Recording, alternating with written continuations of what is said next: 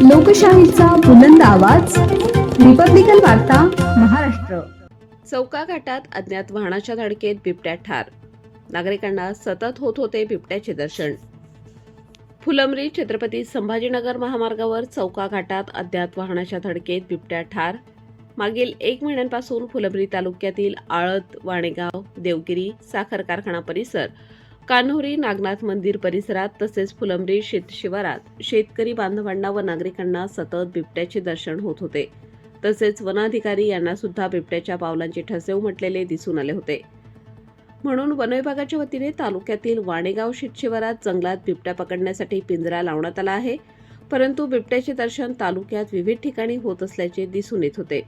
आज दिनांक 31 डिसेंबर रोजी रात्री उशिरा फुलंब्री ते छत्रपती संभाजीनगर महामार्गावर चौका घाटातील हॉटेल भाग्यश्री जवळ अज्ञात वाहनाच्या धडकेत बिबट्या ठार झाल्याचे दिसून आले। ही घटना महामार्गावरच घडल्याने याची खबर सर्वत्र वाऱ्यासारखी पसरली होती।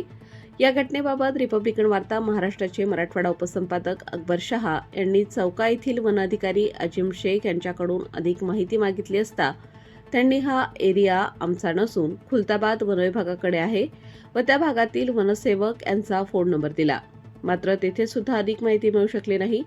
घटनास्थळी फुलंब्री पोलीस ठाण्याचे पोलीस निरीक्षक संजय सहाणे, पोलीस वाहन चालक इलियास शेख व वनरक्षक यांनी भेट दिली, मात्र नागरिकांमध्ये संभ्रम निर्माण झाला आहे की हा अपघातात मेलेला बिबट्या वारंवार कुठेही दिसत होता तोच आहे की दुसरा आहे, ही चिंता नागरिकांमध्ये दिसून येत आहे।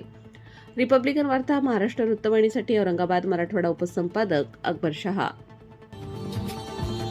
Subscribe now and press the bell icon. Never miss an update.